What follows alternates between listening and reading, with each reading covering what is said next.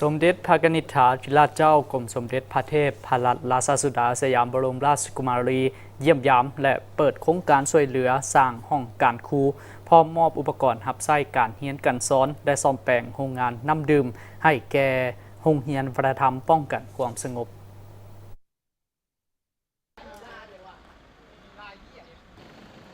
พิธีเปิดโครงการช่วยเหลือสร้างห้องการครูของโรงเรียนวัฒนธรรมป้องกันความสงบได้จัดขึ้นในมื้อวันที่23เมษายน2025ที่โรงเรียนวัฒนธรรมป้องกันความสงบหลัก67โดยได้รับการต้อนรับจากท่านคำพันธ์สิทธิดำพาเจ้าแขวงมิ่งจันทร์พลโทกงทองพงวิจิตรรองรัฐมนตรีกระทรวงป้องกันความสงบพร้อมด้วยบรรดาองค์การจัดตั้งที่เกี่ยวข้องทั้งฝ่ายลาวและไทยพนักงานครูอาจารย์และน้องๆนักเรียนเข้าร่วมพลโทกงทองคงวิจิตรรองรัฐมนตรีกระทรวงป้องกันความสงบได้ต่างหน้าให้แก่ครูอาจารย์และน้องๆนักเรียนโรงเรียนวัฒนธรรมป้องกันความสงบมีความภาคภูมิใจเป็นอย่างยิ่ง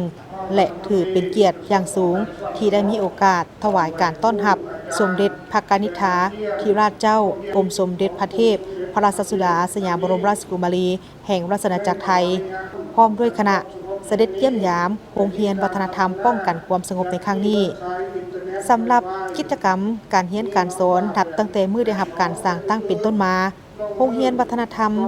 ป้องกันความสงบได้สร้างนักเรียนจบมัธยมตอนปลาย38คนในปัจจุบันมีนักเรียน618คนหญิง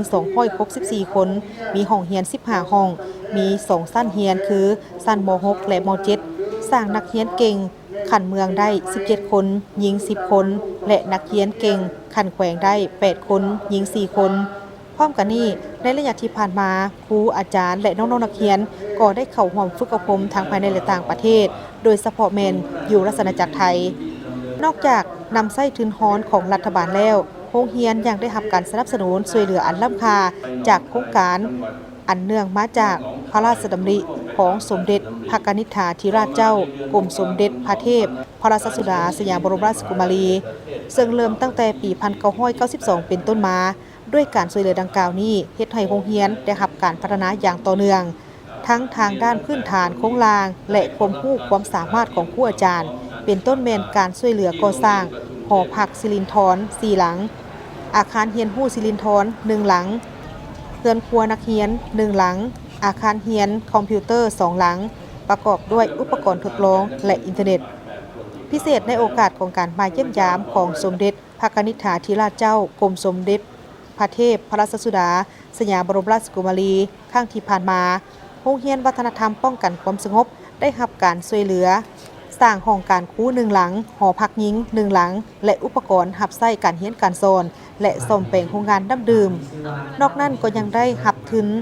การศึกษาระดับปริญญาตรีสาขา IT 5 ทุนและนิติวิทยาศาสตร์3ทุนรวมเป็น8ทุนไปศึกษาต่อที่ราชอาณาจักรไทยในศกเรียน 2025 ถึง 2028 ในโอกาสอันเป็นสิริมงคลนี้ท่านก็ได้ต่างหน้าให้แก่ครูอาจารย์และนักเรียนทั้งหมดแสดงความขอบใจและฮู้บุญคุณเป็นอย่างสูงมายังสมเด็จพระนิธิถาธิราชเจ้ากรมสมเด็จพระเทพพระราชสุดาสยามบรมราชกุมารีที่ได้ให้การสนับสนุนโรงเรียนวัฒนธรรมป้องกันความสงบตลอดมาและหวังอย่างยิ่งว่าโครงการดังกล่าวนี้จะสืบต่อให้การช่วยเหลือโรงเรียนแห่งนี้ให้นับมือนับมีคุณภาพสูงขึ้นพร้อมนี้ก็หวังว่าจะมีโอกาสถวายการต้อนรับการเสด็จเยี่ยมยามของสมเด็จพระนิธิถาธิราชเจ้ากรมสมเด็จพระเทพพระราชสุดาสยามบรมราชกุมารีในโอกาสหน้าตื่มอีกเนื่องในโอกาสปีใหม่ลาวพศ2568ก็คือคศ2025ต่างหน้าครูอาจารย์และนักเรียนโรงเรียนวัฒนธรรมป้องกันความสงบขอถวายพระพรไสยมงคลอันประเสริฐแด่สมเด็จพระนิธิถาธิราชเจ้ากรมสมเด็จพระเทพพระราชสุดาสยามบรมราชกุมารีจงมีพลานามัยสมบูรณ์สืบต่อเป็นโฮมโพโฮมไซให้แก่การเสริมสร้างสายผูกพันมิตรภาพและการร่วมมือระหว่าง2ชาติลาวไทยฐานบ้านใกล้เงินเคียง